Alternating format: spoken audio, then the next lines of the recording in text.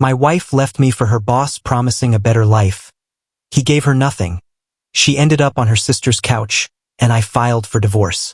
My name is Daniel, I'm 34, and I never thought I'd be writing about the day my wife, Claire, 34, told me she was leaving me for her boss. We had been married 7 years, together over a decade, and I thought our life was solid. But that Friday afternoon, around 1 p.m., my phone rang, and her calm voice delivered words that shook my entire world. "Daniel," she said, "I'm moving to Paris with Mark. He promises me a better life." Mark, her boss, 45, a polished and confident executive, was someone I had met once at a company dinner. I didn't like him then, and now I understood why. Claire tried to convince me he was just a mentor, but her words meant nothing to me anymore. For a moment, I couldn't process what she had just said. Paris, with her boss, a better life. My throat felt dry, but I managed to say calmly, "Bon voyage." There was silence on the other end. Then came her whisper, full of hurt and surprise. "That's it? That's all you have to say? I thought you'd fight for me." I simply replied, "You're leaving me for another man. There is nothing left to fight for." And I hang up.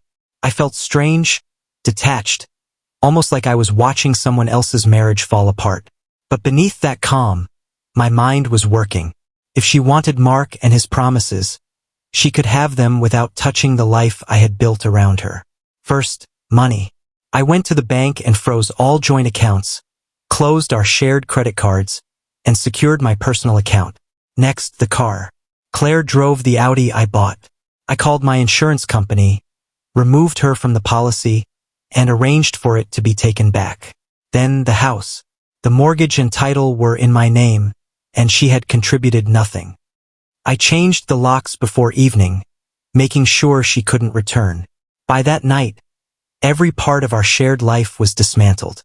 She didn't come home.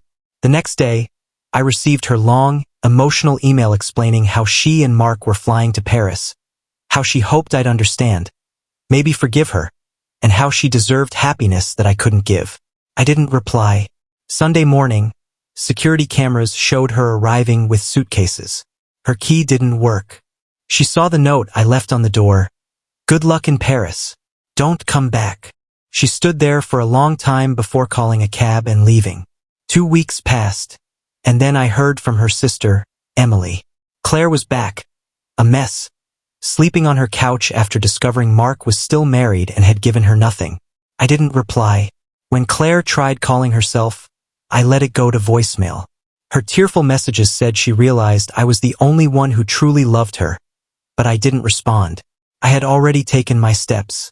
She had chosen Mark, and now she was facing the consequences. When she showed up in person, hair messy, face blotchy from crying, carrying a single bag, I opened the door with the chain on. She begged, said she made a mistake, that Mark lied, that she had no place to go. I told her firmly that her decisions were her own, that she chose him, and I was not responsible for cleaning up her mess. I shut the door and walked away. She pounded on it for 15 minutes before giving up. I boxed up her belongings, stored everything in the garage, and left word that she could arrange pickup. Mutual friends reacted differently. Some shocked, some applauded. Her mother called, angry, saying I abandoned her pregnant daughter. I listened, calmly explained that Claire abandoned me first, that I would not be her safety net. I hang up. Weeks passed. Claire's life fell apart. Car repossessed. No money. Sleeping on her sister's couch. Mark's wife discovered everything, and his life imploded. Claire realized that the glamorous life she had chosen was gone. Divorce was finalized quickly. I kept the house, my accounts, my car. Court agreed she was not entitled to spousal support. Months later, I spotted Claire, pregnant, struggling with groceries. I remembered her cold words about leaving me for Paris and Mark. I walked on, no sympathy, only recognition that she had chosen her path, and now had to live with it. Life moved on. I started dating Rachel, 32, independent, honest, and loving. Looking back, I realized revenge wasn't needed. I let her choices destroy her. And sometimes, simply living well is the best revenge. After those weeks of silence and chaos, I finally began to feel the first true sense of relief in years. The house, once filled with arguments and suspicion, felt lighter, quieter, almost peaceful. I walked through each room slowly, noticing how empty it felt without her presence. Yet that emptiness was comforting, a sign that the burden of betrayal had lifted. The bedrooms, the living room, even the kitchen seemed to exhale along with me, free from the tension that had hung over us for years. Every trace of her life that I could remove had been removed, not out of malice, but out of necessity. I needed to reclaim my space, my sanity, and my life, and doing so felt like taking back a piece of myself I had lost long ago. Her attempts to return, to beg for forgiveness, came slowly at first, through texts and calls that I ignored. Then came emails, longer, more dramatic, filled with guilt and tears.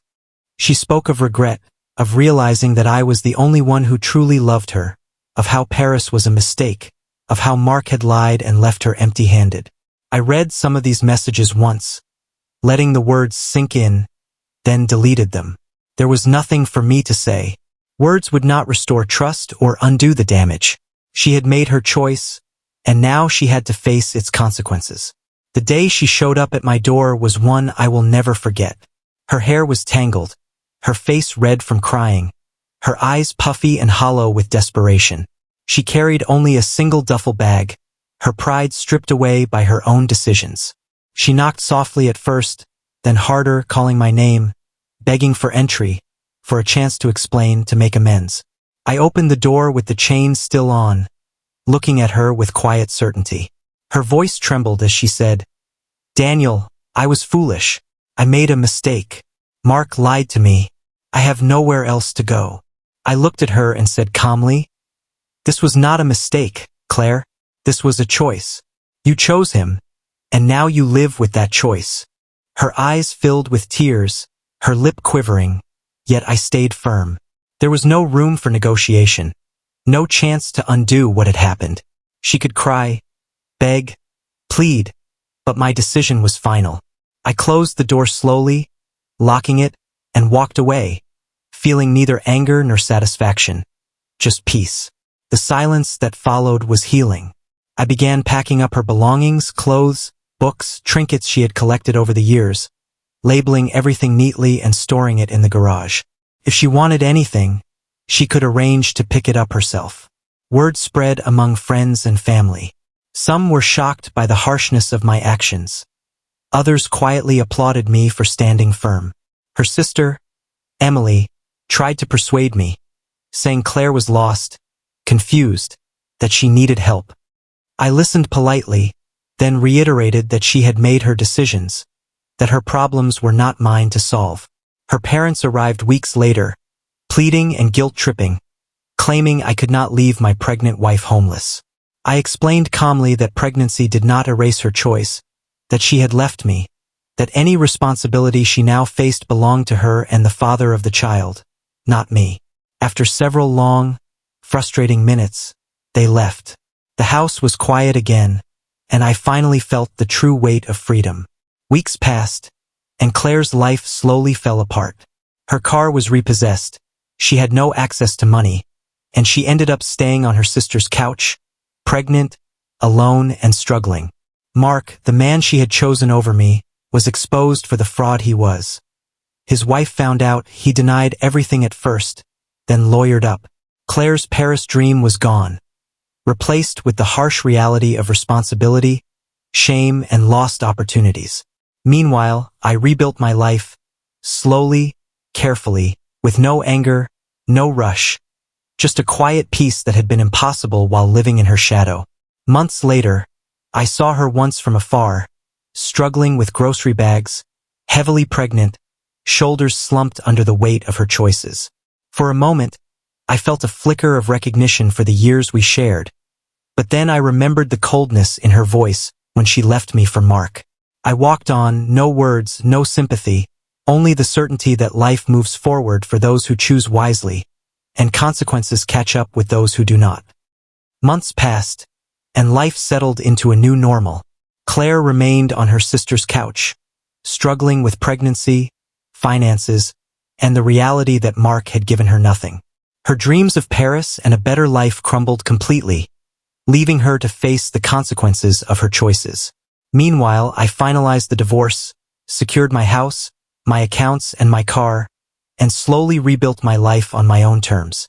I met Rachel, a kind, independent woman who loved me for who I was, not for money or security. With her, there was honesty, partnership, and peace. Looking back, I realized I never needed revenge. I simply stepped aside, let her choices destroy her fantasies, and continued living my life. She bet everything on Mark, lost it all, and learned the hard way that actions have consequences.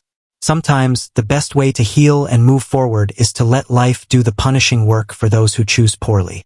I found peace, stability, and happiness. Claire's decisions were her own, and mine was to live well without her. And that is exactly what I did.